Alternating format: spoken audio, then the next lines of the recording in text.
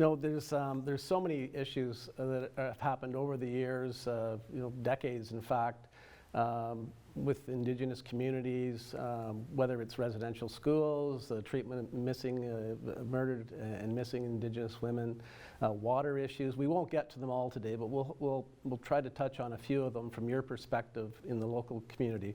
What is the biggest issue you're faced with? And I'm going to put COVID aside for a minute, but what's the biggest issue that you're addressing as a leader in your community currently? Access to clean drinking water. It always comes back to access to clean water. And I say clean drinking water, but it's also clean water for everything else, for washing your clothes, for washing your hands. And that really has been the underlying issue, even through the pandemic, is making sure that everybody has access to clean water for drinking and for hand washing and sanitation purposes. So it seems like no matter what issue we try and tackle, it circles back to clean water at some point. So Emily, the challenge, we know in some of the more remote northern communities, some of them are located near, even former industrial sites or downstream from mines and things like that. You're right in the heart of the Kawarthas, beautiful peninsula that goes out into the lake region. What's the difference between and again, you're in the rural areas, so people are, I guess, on septic and wells. Anybody living in the country that's not on an urban sewage treatment type facility. But what is currently happening and what is going to be the solution to get clean water and keep the water clean in that surrounding area up in Schmong, Buckhorn, and that area? Absolutely. So I think the first issue that everybody needs to understand is Indigenous people were put on Indian reserves and we weren't allowed to leave for a long time. So we've created these communities that are immersed in our traditions and our languages and our cultures, and we're able to raise our kids by sending them to the education centers like our early learning center and our school, where they get exposure to our language and our culture. So living in the community is really integral to preserving those pieces, the culture and the traditions and the language. And so leaving the community isn't the same consideration as somebody who may or may not want to live in a rural environment. It's got a different historical connection to the land. So that as a starting point is really important to understand. But from there, all of the water in our community is groundwater under the direct influence of surface water. So whatever's in the Trent Severn waterway is going into our wells. And that's a bit of a concern for sure.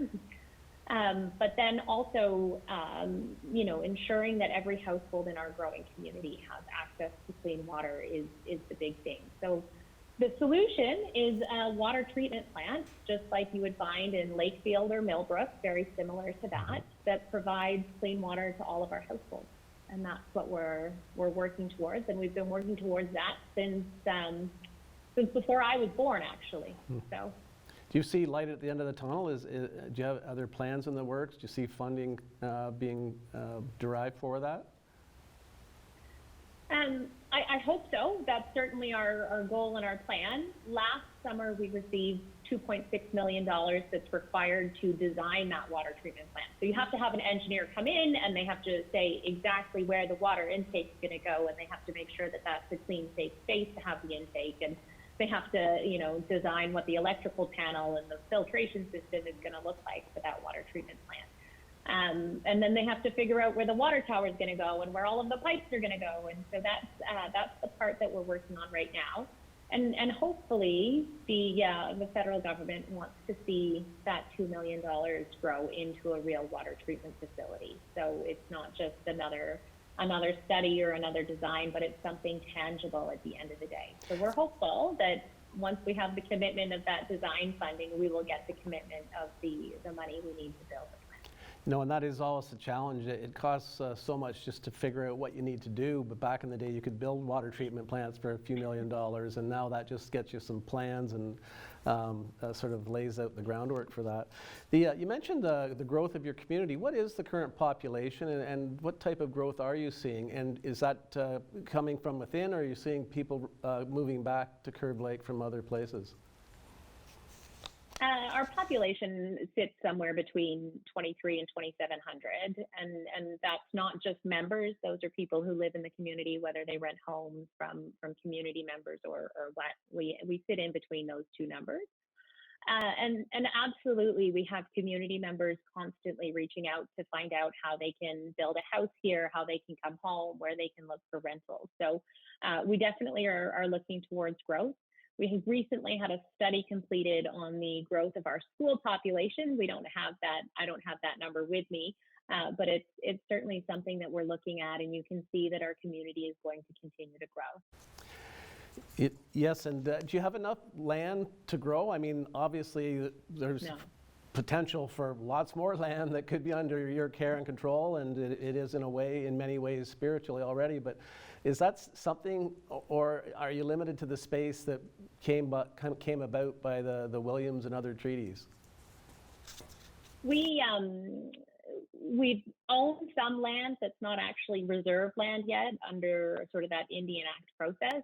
And we're always looking to figure out a plan on how to expand that and where it makes sense. And we've got to work closely with our municipal partners to make sure we're not unexpectedly impacting their lands as well. So it's definitely a process and one that we're working on right now. We're just about a minute before our halftime break, but how is your relationship with the county? And I guess you're surrounded by Selwyn mostly, and to the north it's you get into Buckhorn. But what's that relationship like currently?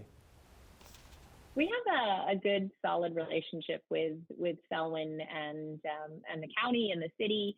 It certainly has been put a little bit on hold with the pandemic, but before that, we were moving into a friendship accord that sort of spelled out how we would interact together and looked at different avenues that we could develop simultaneously or together.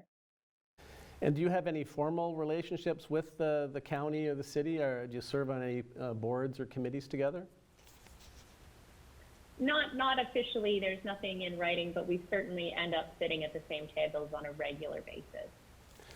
Excellent. Well, you know, that we're halfway through the show. I think we got to a couple of topics. We're going to come back and talk about a few more things. One of them will be a partnership you have going. It's called The Link. But we'll ask our audience to stay with us. We'll be right back with Chief Emily Whetung.